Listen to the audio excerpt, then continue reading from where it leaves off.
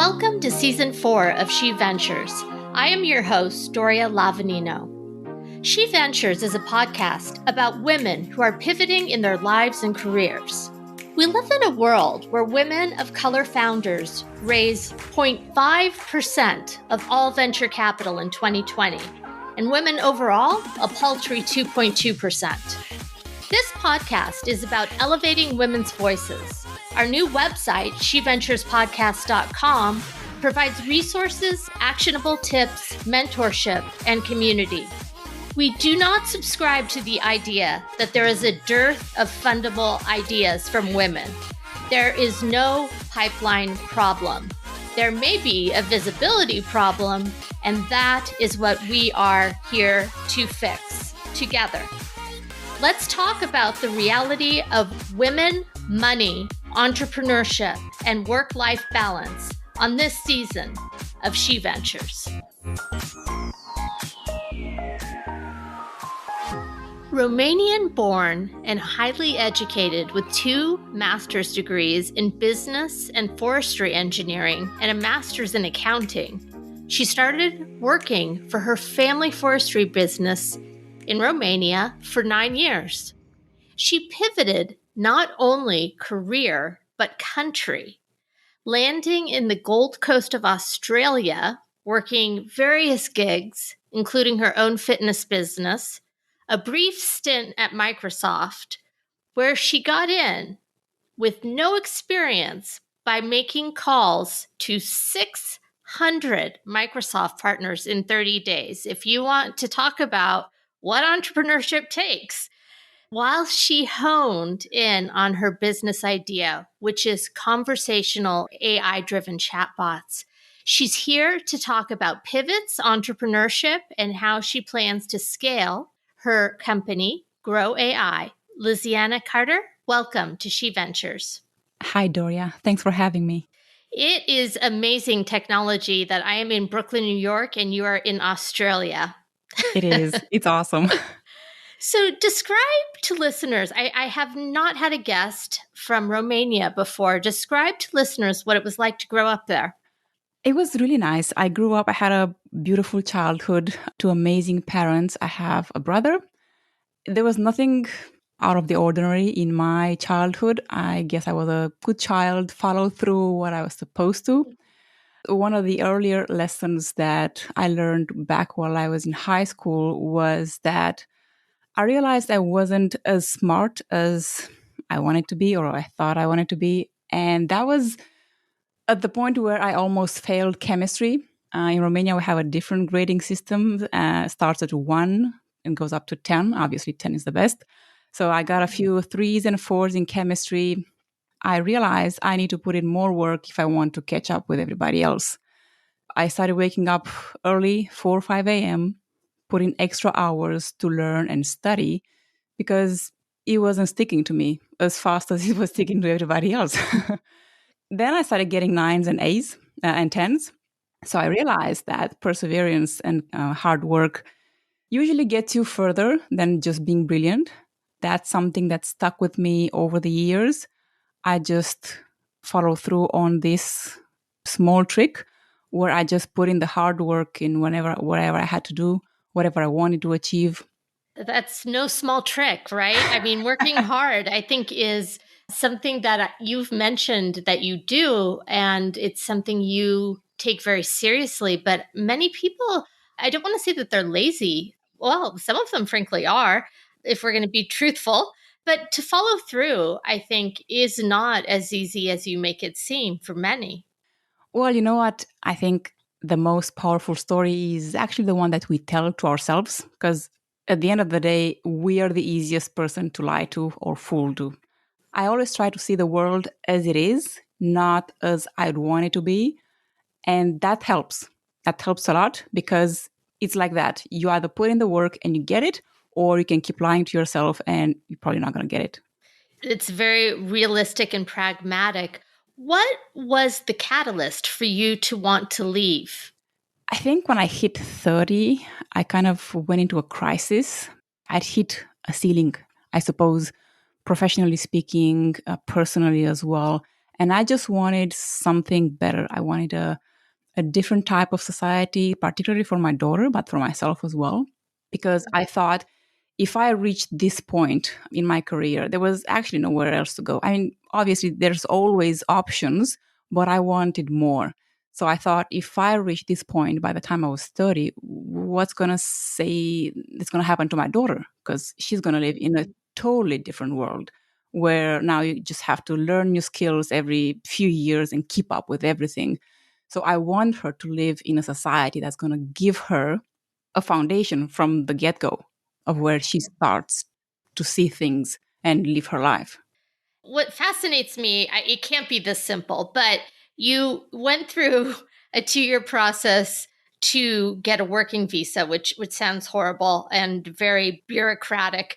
But then I've heard you say on other podcasts that you were watching a fitness trainer at Surfers Paradise and you saw the Gold Coast in Queensland, Australia in I think a video, and you decided that is where I want to be, from Romania. So is that how it happened? It's kind of how it happened. It just took a very long time. But yes, I usually, the reality is I chase the challenge. And when I find a challenge, I just get fanatical about it. I was following Emily Sky, who actually lives very close to where I live now. One day she just posted from the airplane a photo of Surfers Paradise. And when I saw it, Romania is very cold. It's usually half a year. It's just, you're freezing to death. The weather is not that nice either. So I looked up Gold Coast, Australia. I saw a photo of Surfers Paradise. And I was like, oh my God, I just have to live there. 65 days of rain all year. Everything else is sunny. It was just a dream. You chased that dream and it took you 2 years.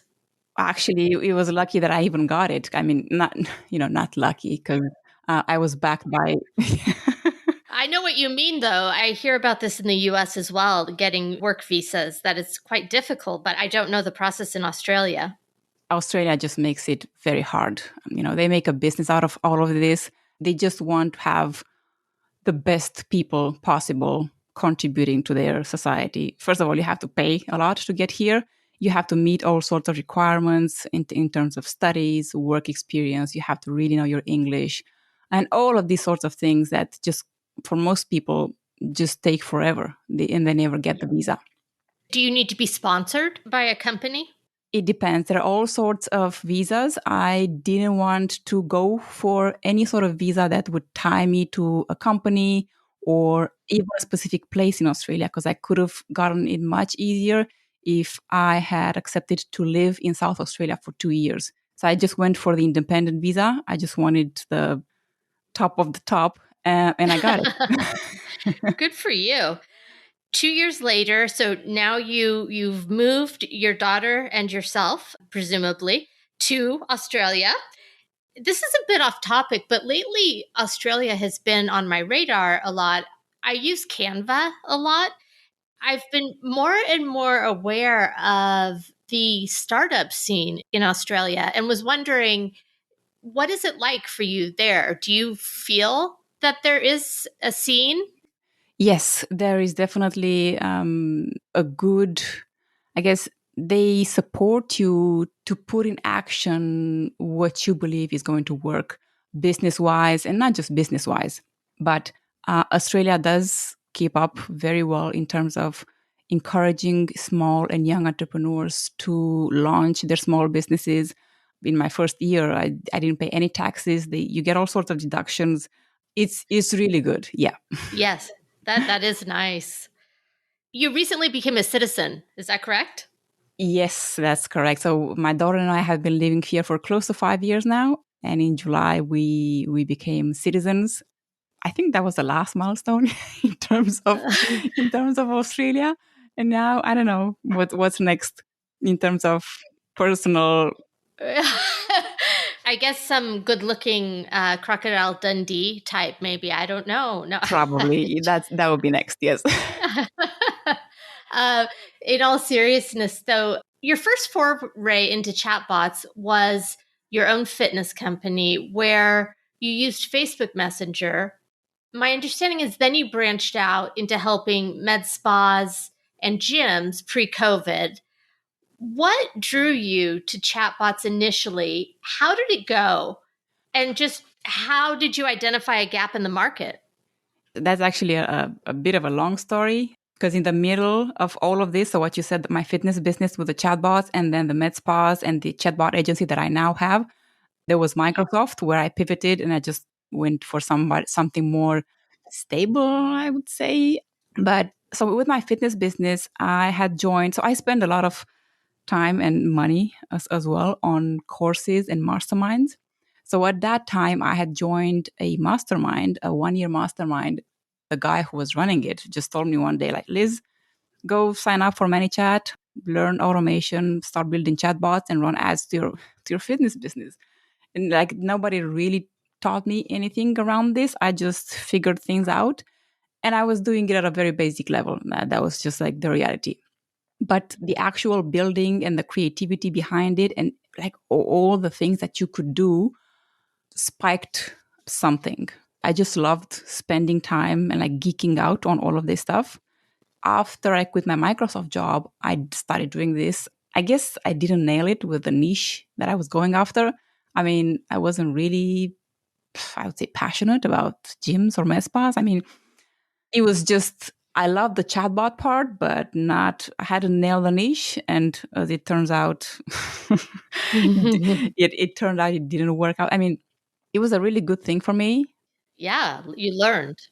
Yes. So at the point where COVID hit, all of my contracts and everything that had just kicked off, just when I was back at the drawing board. I think it was like in 6 years, I'd failed for like the fourth time. I mean, the good thing is that failure never really broke me. It scared me to an extent, but eventually it built me. And I think that's where most people just lack focus on just keep going after you want. They don't lack motivation. They just lack focus. Because if you divide your attention into try doing this, this, and this, then that slows you down. Very true. Multitasking. Exactly. They say multitasking, but it's really like you need to keep your focus and just do one thing. And when COVID hit, I found out about School of Bots, and I joined their course. I realized that my chatbot skills actually sucked. Sorry for the language. That's okay. So they actually have a course that teaches you advanced bot building. And they had also mentioned in their course AI, which AI worked with Facebook Messenger chatbots. They weren't teaching it, but they had mentioned it. So I went out and I started teaching myself and playing around with Dialogflow, which is Google's AI. And then because I didn't have a niche anymore, everybody was out of business. I also saw a potential in online businesses, which had already blown up due to COVID. What School of Bots actually teaches as a business model is get very good at one thing that makes you special, which was in my case, AI assisted chatbots on Facebook Messenger, and only do that one thing for one type of business. Say no to everything else. So that resonated with me a lot. And that's what I did. And so was that but the one type of business is just e-commerce in general? Yes. Or, Yes. Okay, got it. E-commerce, and I'm actually zoning into beauty and fitness and health, just that side, because that appeals a lot to me as a woman. I understand the psychology behind buying it, and I'm just like selling to myself. So, and going back for a second, you've mentioned a mastermind group, and I hear a lot about different kinds of mastermind groups. Do you recommend them? Were they helpful to you? It depends. I mean, define helpful, because helpful is even when you fail and you learn that thing is not working. It's helpful though. Don't right? do it again. But yes, I guess at the end of the day, they were the majority of that mastermind in particular that helped me. That taught me a lot of things. But I think that what usually looks like success to people when you see success is usually just patience and just doing the obvious thing that you need to do that nobody wants to do for a long period of time. I was in many courses where I was never the success story, the case study. I was in tens and tens, and not even in that mastermind. I wasn't. Where I became the success story was in School of Bots course, just because I had done so many things and this just resonated with me. It was just the right time. And I had all of the skills that I could merge together into making myself one of their success stories. Right. And that is so true. I think when someone describes their entrepreneurial journey, it's not often that right off the bat you hit a gold mine. And it's usually a bit of product market fit and trying to figure out where your niche is that everyone has to go through. And a lot of people end up giving up somewhere on that road, but you did not. Yes, exactly. It's like micro action every day and just macro patience with the long term. I mean, the biggest goals usually, everybody has big goals and wants all sorts of things, but that's where you need the macro patience and just understand it's going to take a long time, usually years. How do you keep yourself patient? That's a tricky question because with the small things, with the little things, I am very impatient.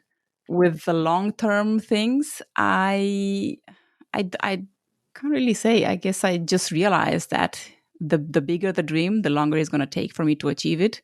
And because I've done it a few times, I've achieved goals that have taken years to achieve. Now it's much easier to do it, I guess. Yep, that makes sense. And Yeah, you see the result of it, right? exactly. The business model, as I understand it, it's not SaaS based, but highly consultative. You go in and speak to businesses. Is that correct? Firstly, I just want to make sure I understand that. No, it's actually a done for you service. We work on a month to month basis with clients. I mean, my first client is actually my longest client because he's been with me for 14 months. We go in and implement all of this. First of all, we build the infrastructure of the chatbot with all the integrations. We add AI, we add everything to it. And then month to month, together with the client's team, come up with new campaigns or use cases that they want to focus on to bring in either new revenue, new leads, automate more of their customer support, just deliver better and better experiences to their audience through their DMs. Got it. So, if a business is working with you in that way, would you say that? Because on your side, I can't tell what your pricing model is like. So, for small businesses, are you an option or are you really looking at larger I'm businesses? not. I, I'm only looking at larger businesses that have a specific revenue per month that can use something like this and immediately see results. The type of business that has already nailed down their marketing strategy, that has marketing that converts, they just add this extra touch. And through this, we're able to deliver to their audience an unusual level of attention and personalization that they're not used to. So that's how it happens. They just respond very well. Based on the one customer that I know you have others that you've had for 14 months, I'm sure you have some metrics at this point that they had success at the beginning anyway, but then use your chatbot. And what increase in revenue or customers or awareness? Are there any metrics that you can provide? We've generated through all of our chatbot campaigns close to $4 million for them just through chatbot campaigns built on Facebook Messenger, Instagram DM, and then we also build omni-channel experiences. Omni-channel means when we have a large subscribers base on Messenger, Instagram, SMS, and email, then we re-engage those people on the channel that they are most engaged with the brand. So to avoid spamming them and just delivering them the experience that they want to without hammering them on all channels, if that makes sense. It makes a lot of sense. And so, just to repeat, it's Facebook, Instagram, WhatsApp. Yes, correct. So we're just talking about DMs, one-on-one conversations with the brand. So WhatsApp is now in beta, but it will open up to the public. We are in beta with it, but sometime this year it will be available to the general public. Just like Instagram DM automation was in beta early last year, and then Facebook opened it to the public in August. Got it. And you've bootstrapped your business to date. How many clients do you have? At this point, I have under 10 and looking to grow, but it's not as easy to grow in terms of limitations that I have due to my team. It's complicated to find good team members that are also good chatbot builders who understand logic, who can learn or pick up AI. At this point, I create the strategy for all of my clients because at the end of the day, it's actually 70% strategy. But the reality is that I won't be able to scale a lot unless I figure out a way to duplicate myself in terms of strategy. That's what I was thinking when I had mentioned before the consultative nature of what you're Yes. doing, right? That Yeah. it's you. And so what I wondered was, like, for example, if you are more interested now in the beauty niche because of the psychology and whatnot, is it possible that you might decide to build more of a SaaS kind of rinse, wash, repeat, off the shelf option? Yes, I have options that I'm migrating towards right now. So for clients, because I just want to work with more and more clients, although current clients stay with me for many, many months. In order to bring in new clients, I would have to somehow hand over what we've built so far to the current clients. So what I'm looking into is training their team to be able to maintain and just build basic new campaigns based on what we've built so far. So we've built the entire infrastructure. They already have many use cases running across the bot. And then whatever they want to do moving forward, it's the option of us training or me training their team, their internal team, to continue with this.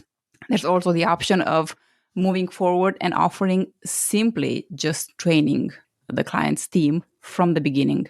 So just running a 1 to 3 month contract where we built everything with their team, train them at the same time, and then hand over. And hand it over and then be done with it and be able to move on. Absolutely. That could allow me to scale further because all of this training can simply be recorded. I've recorded training courses before. It could be. I think that's going to be the next step. It seems logical only in that if you want to scale, there have to be processes that you can implement again and again without you having to be there, right? Correct. Yes. Yes. That's exciting. And so, what tips can you give listeners about prospecting new clients for a business? What has worked for you and what has not worked for you? I've done so much prospecting from the very worst that you can imagine. The cold prospecting were just like blast thousands and thousands of emails to what I do now. Like what works for people, because especially large CEOs, which I target directly right now, I don't even bother with trying to speak to their marketing team or anybody else. I go straight to the top, is putting in effort to research them, like really research them, learn about what they've done in the business, how has their business progressed, even in their personal life, although that doesn't make a lot of sense. And then emailing them something very personalized that makes sense to them, and potentially adding a short Loom video introducing myself, or simply dropping a few tips of where they're leaving money on the table. Have a look at their website, at their Instagram, at their Facebook, just to open the conversation. And that's working for me at the moment. Fascinating. And how long is your video? 5 minutes, 5 minutes, 10 max. Is it the same video you send everyone or do you customize it? I record a specific video for every person that I approach. Wow. That's a lot of work, but I can see how it pays off because you hit the people that are really interested. Yes. So I go in and really pinpoint exactly how they could be delivering what I mentioned before, this unusual level of personalization and attention to their, because most of them, like if they are big brands, nobody even responds to their DMs. And people just DM because they have questions, especially pre-purchase. They just want to ask a question and they'll buy. And if there's nobody there to answer the question, then they might not buy, they might buy for somebody else. That is true. And the first generation of chatbots, I feel, were very much about just that, right? It was about, and you can tell, and I think you've said it, you're required to say that you're speaking to a chatbot. Like I can tell. Yeah. Yes. And so they are very useful in that way. But for AI to work in a chatbot, my understanding is it needs an incredible amount of data. Not necessarily. I mean, we start off with some data that we collect over the first 30 days because that's just the best starting point. We start to collect whatever people are coming into the bot and asking, and the bot cannot handle. We store that into a Google Sheet. And then based on that, 30 days later, we split it into what we call intents, which are topics. One topic can be like, what can this product do? Another topic can be, how much is shipping? Another topic is, what's the price? So we usually collect about 10 to 20 topics by the end of the first 30 days. We build those topics into the AI and then add new training phrases every day to allow it to understand better and better that topic when it's being asked inside the chatbot. And so that's the magic behind this very highly contextual, relevant experience. It's honing in more and more on what customers are asking or needing. Exactly. And then if you want to dive deep into context, then you'll add context to it. For example, somebody asks a question about a specific lipstick, and then you set the context, and then the next question they ask, do you have it in, I don't know, beige or whatever? And that's just picking the context from the previous question they asked and then continuing based on that. It's a bit of a work when implemented. That's why I say that when we work with a client, our work usually consists in building all of this foundation and framework over the first 2 to 3 months. And then the client's team can easily pick it up and just run marketing campaigns, contests, product launches, flash sales through the bot without having to do much work with AI. That makes sense. And I guess what I keep coming back to, and it could be that I'm not understanding it, but going back again to the beauty business, have you considered an AI bot where you have a myriad of scripts that you've created already and just have it in the bot and not even necessarily have to train people? Maybe bots are not that simple at this point. I don't know.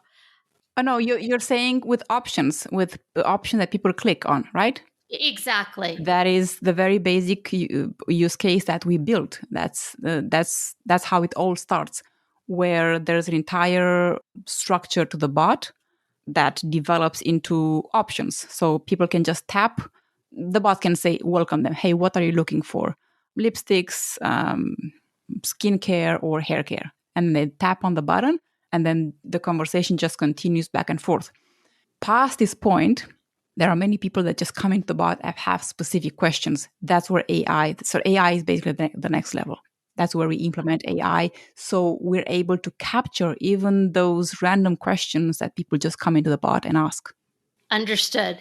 The technology has to be implemented. It's not that you have a bot, say, on a shelf, so to speak, No, we don't. that you could sell. Okay. Yeah. So it integrates with Facebook and the other bots out there. Is that correct? Correct. So we build the entire backend, and then when we push it live, it will work through their Facebook page. Whenever somebody DMs the page for the first time, or they run a Facebook ad, and people click on the ad and they are taken to Messenger and start the conversation.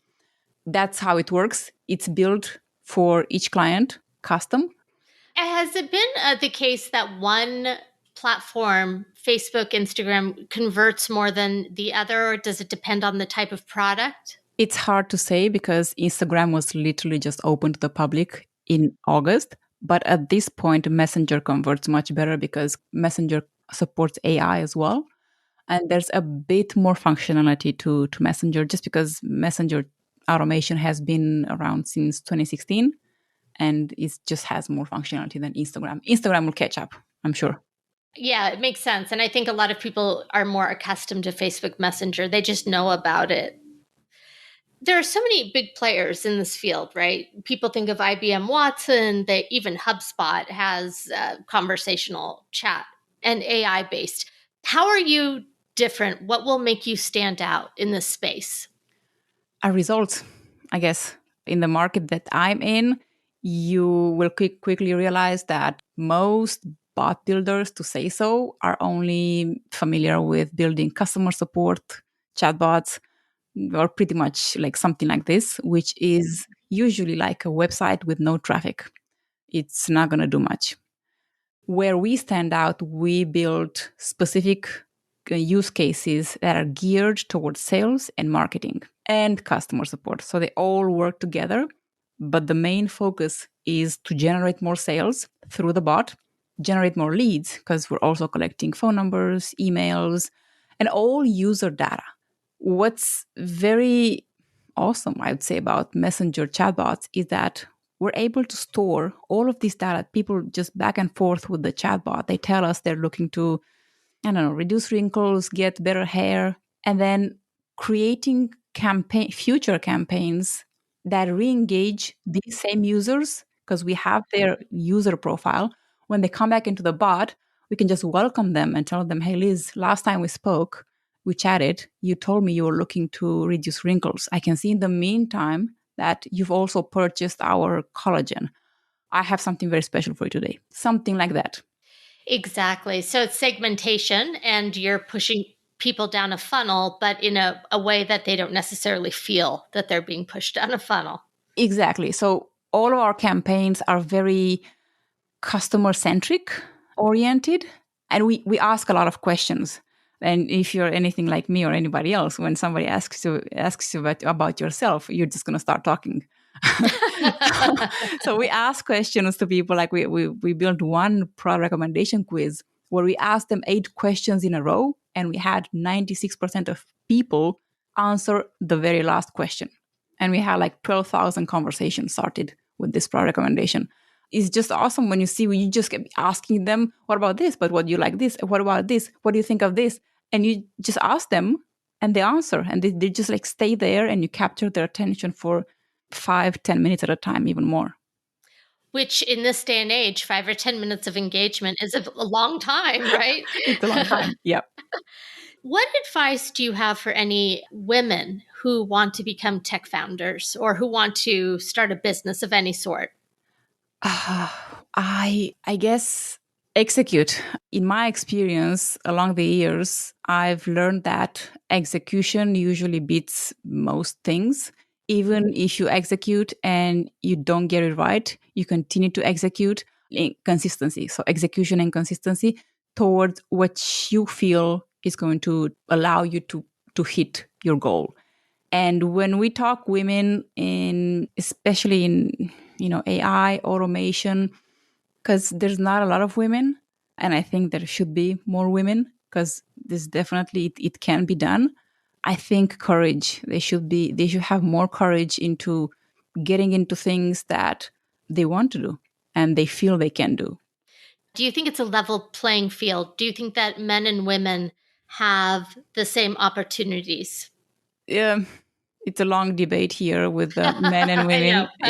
In my experience, I've never felt that I didn't have an equal shot versus a man. Like, and it just goes back to my early years. I just felt that if something can be done, I can do it. It doesn't matter if a man's done it. I don't think so. It's just a matter of mentality. A mindset. Yeah, a mindset. Yeah. Absolutely. So can you name both your biggest win and your biggest challenge to date? Personal, professional, just what comes to mind? Professional must be the fact that I really wanted to have my own thing, something that made a difference and that made me special. And I have it now, but it took 7 years. People see the success, right? And they don't realize all the work. Exactly. So when I started my online fitness business, I was like, yes, I'm going to do this. And I feel like this is it. I'm just going to go all in. Now, when I think back at it, I don't want to think back at it. And personal, must be the fact that as a Romanian immigrant, I managed to rebuild my life from scratch, 50,000 kilometers away from my home country with my daughter. and just living the life that 10 years ago, it was just a dream, like literally just a dream. Incredibly courageous. Yeah, so we're going back to courage. I think courage is the only, how do you say it, trait? You can't fake it. You either have it or you don't. Absolutely. And do you have any advice for people who are thinking of moving across the world?